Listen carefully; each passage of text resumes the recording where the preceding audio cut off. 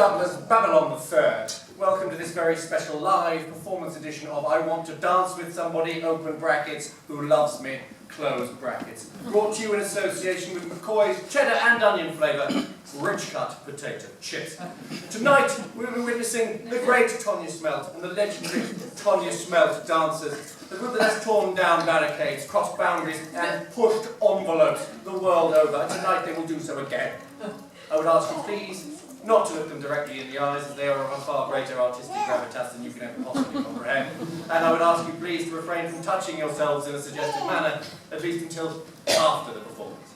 A very special performance it promises to be. Who could forget last year when they so memorably danced John F. Kennedy's Autopsy to the music of Banana Run. And tonight we are pushing it one stage further, in association with the National History Society, bringing history and dance together. They will dance the Jack the Ripper Whitechapel murders. Present to you the Tonya Smelt dance.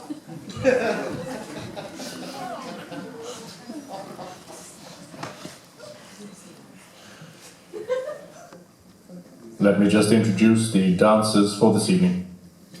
My twin brother, Jeff Babylon III, dancing Elizabeth Stride.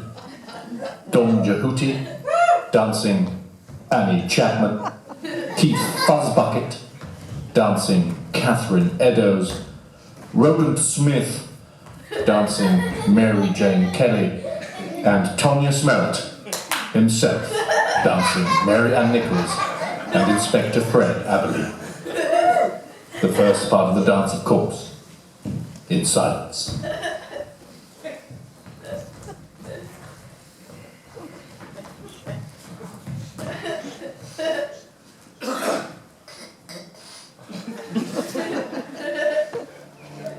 An intense and beautifully realized beginning, as befitting such a dramatic subject. The perpetual sense of menace and danger in Victorian society represented by the arm waving there.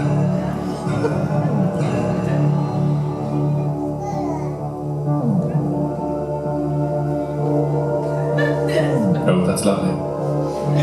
The slightly off synchronization signifying something quite important, no doubt.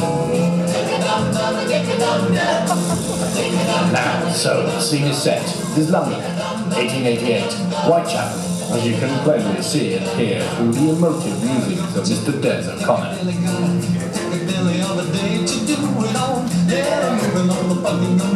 If you want to know what the Victorian East End of London was like, well, it was probably exactly like this.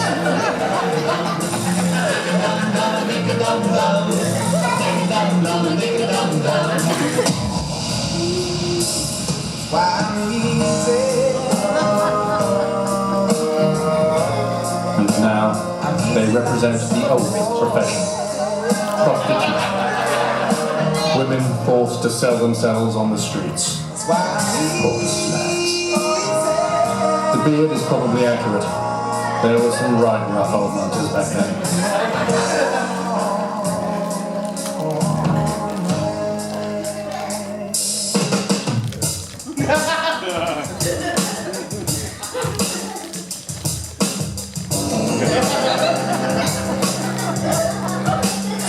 In all fairness, soliciting sex workers probably wasn't as downright sexy as this. But what the hell?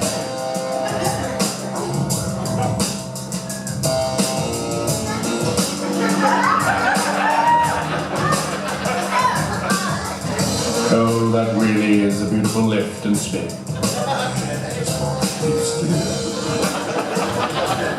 We arrive at the early morning of Friday the 31st of August, 1888, Bucks Row. Mary Ann Nichols, aged 43, poor, becomes the first victim of a string of brutal murders that will go down into history.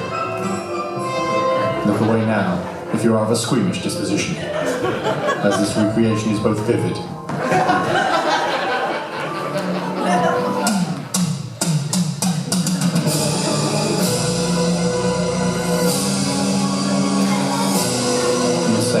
Escapes into the darkness.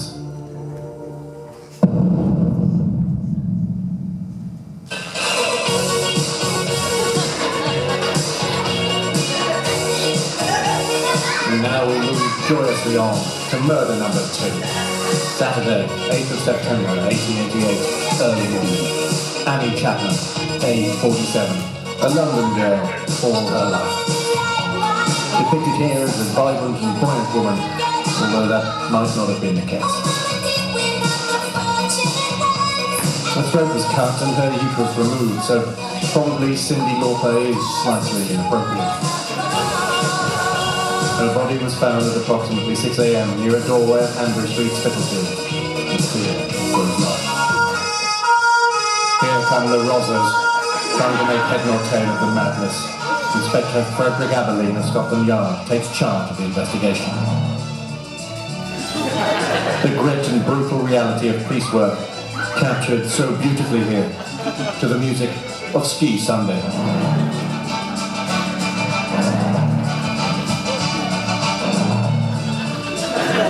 I spoke to Tonya yesterday and he told me they wanted to really capture the forensic, unglamorous detail in the most historically accurate way possible. And I think we can safely say he's achieved that here.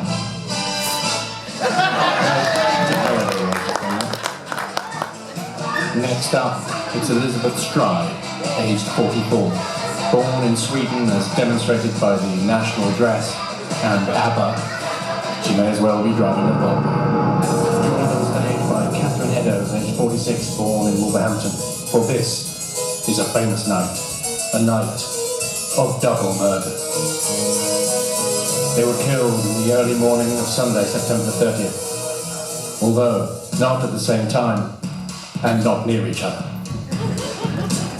The beautiful music juxtaposition segues seamlessly from Bach's Concerto in A minor to 4 harpsichords to the revolting Cox and their classic Poker Hot Ass in their 2010 album Got Cock, which I'm sure many of you are familiar with.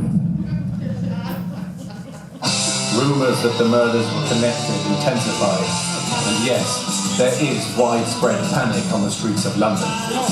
Although not the streets of Birmingham, like the song suggests. Although let's be realistic here, they're only one missed meal away from total anarchy out there. Here we see vigilante groups taking to the streets to vent their anger.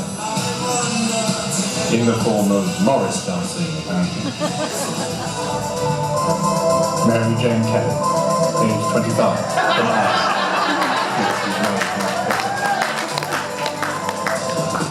She was picked up and taken to her single-room home, 13 Miller's Court, off Dorset Street, Spitalfield, where she was disemboweled. Crikey, this was a nasty one. And it is handled particularly sensitively. Her remains were discovered at 10:45 a.m. to the shock and bafflement. Indeed, nothing says terror and bafflement quite like status quo.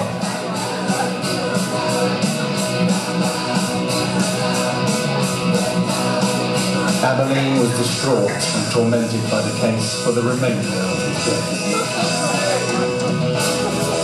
So who was Jack the Ripper?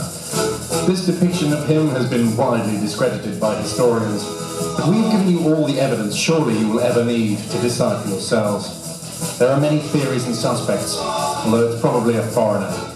I mean, they come over here, murdering our prostitutes, but anyway, it's all shrouded in mystery. And now, the big finish.